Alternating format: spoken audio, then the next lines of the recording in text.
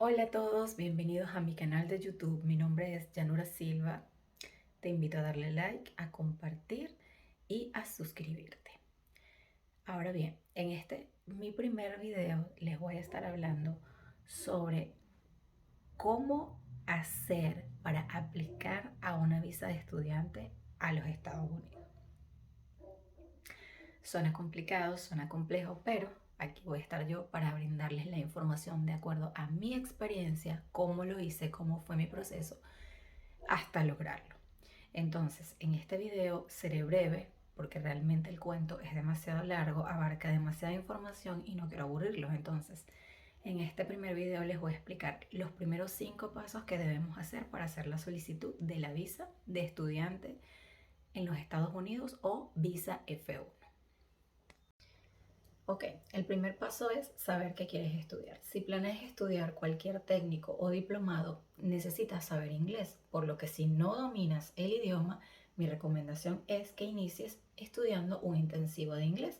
Entonces, ya por esta parte sabes que lo primero que tienes que enfocarte es en buscar una escuela en donde puedas estudiar un intensivo de inglés o aprender el inglés en un lapso en el cual puedas aplicar a la visa F1. Es decir, estamos hablando de un curso que dure de 3 a 6 meses, en donde sus horarios sean al menos 4 horas diarias, para que así esto, como requisito principal, ya lo tengas. Entonces, recuerda, si no sabes el idioma, lo ideal sería que inicies aplicando a un curso intensivo de inglés, es decir, busques un instituto que te ayude, que te ponga experto en el idioma y ya después, si es necesario con esa misma visa, una vez que estés dentro de los Estados Unidos, pudieras aplicar a estudios superiores.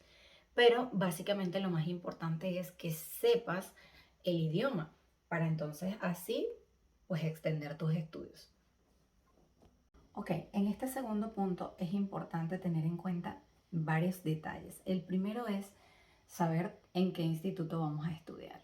Entonces, una vez que tengamos el instituto o las opciones de los institutos donde vamos a estudiar o donde posiblemente lo hagamos, tenemos que saber cuáles son los precios de las mensualidades, si es mensual, si es semanal, si es trimestral que cobran, cuáles son los precios, los horarios académicos que estos institutos tienen para ofrecerte y el sponsor o fondos personales que tú tienes que tener demostrables para que ellos te puedan otorgar la carta I-20. La carta I-20, vamos a estar hablando un poco más adelante de eso, pero de momento es sumamente importante que sepan que una vez que ubiquen este instituto, lo primero que tienen que preguntar son horarios y precios. ¿Por qué? Porque tienen que tener cómo demostrar a través de un sponsor o de sus ahorros o de sus cuentas personales que ustedes pueden pagar este instituto y si es compatible con su situación económica o no. Ok, entonces vamos con el punto número 3. ¿Quién puede ser tu sponsor o patrocinador? Aquí este punto es bastante amplio. Voy a explicar lo que puedo para hacerlo lo más breve posible. Entonces tenemos que tu sponsor o patrocinador puede ser tu hermana, tu esposo, tu primo, tu amigo, tu papá, tu jefe, cualquier persona que tenga la suficiente economía estable y demostrable para presentar sus estados bancarios en el instituto y decir, ok, yo voy a ser el sponsor de María Pérez, este es mi soporte económico y tengo cómo sustentar sus gastos de mensualidades, de comida, etcétera, durante su estancia en Estados Unidos. Ahora bien, si no van a tener sponsor, también es importante que sepan que ustedes mismos pueden ser sus sponsors. Pero para esto también hay un requisito. Obviamente tienes que tener ahorros que se mantengan en el tiempo a pesar de tus movimientos bancarios, demostrables aproximadamente de 3 a 6 meses atrás antes de presentar la solicitud ante el instituto. Es decir, tienes que enviarle tus movimientos bancarios al instituto para que ellos vean que tú eres solvente económicamente hablando y ellos ven si eres aplicable o no, o si optarían por otorgarte la carta I-20. Entonces, es importante que sepamos que hay maneras de aplicar a través de un sponsor o nosotros mismos siendo nuestro propio sponsor. Siempre y cuando tengamos cómo demostrar económicamente que somos sustentables para aplicar, para mantenernos dentro de los Estados Unidos. Un detalle sumamente importante, el sponsor puede estar tanto dentro como fuera de Estados Unidos. No necesariamente tienes que tener una persona que sea americana para poder aplicar a que sea tu sponsor o que tenga documentación legal en Estados Unidos. Simplemente, si está en Estados Unidos, tiene que tener sus declaraciones anuales al día y obviamente tener la disponibilidad de demostrarle esto o de enviarle esta información que es sumamente personal a esta escuela. Y si está fuera de los Estados Unidos, tener cómo demostrar la cantidad que la escuela está pidiendo que esta persona debe tener para sustentar tu estatus dentro de los Estados Unidos, tu estatus como estudiante. Esto incluye comida, vivienda y estudios. De cualquier manera, es importante que sepan que cualquier persona puede ser sponsor o tú mismo pudieras ser tu propio sponsor, pero aquí lo más importante es que tengan cómo demostrar que son económicamente estables para sostener sus gastos dentro de los Estados Unidos y que esta economía no les permita fallar a los pagos mensuales o anuales o trimestrales del colegio, de la escuela a la que ustedes están aplicando. A ellos lo que realmente les importa es ver que ustedes tienen cómo sostenerse y cómo responder por este gasto, porque recuerden que ustedes no pueden trabajar dentro de Estados Unidos mientras estén estudiando. Esto es una visa exclusivamente para estudiar. Entonces, tienen que sí o sí, de cualquier manera, siendo sus propios sponsors o aplicando desde un sponsor, siendo un sponsor el tercero, tienen que tener cómo demostrar que esta persona o ustedes mismos pueden sostener o mantener sus gastos dentro de Estados Unidos. Eso es lo que les va a pedir tanto la escuela como migración. Ok, aquí llegamos al punto del que les había hablado anteriormente, que es la carta I-20.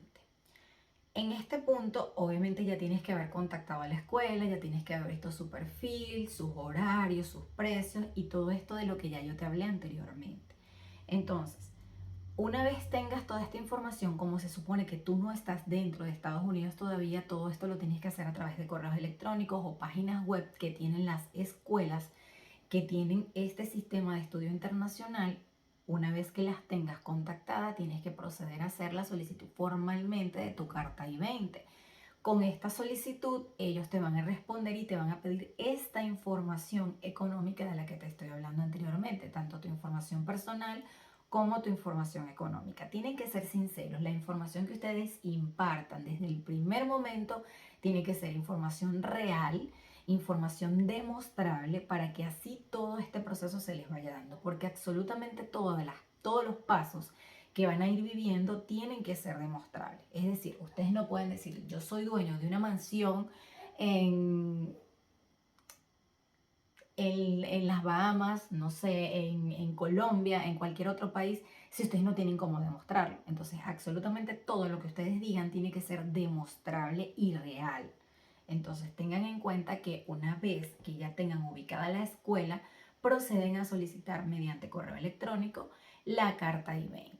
Entonces, una vez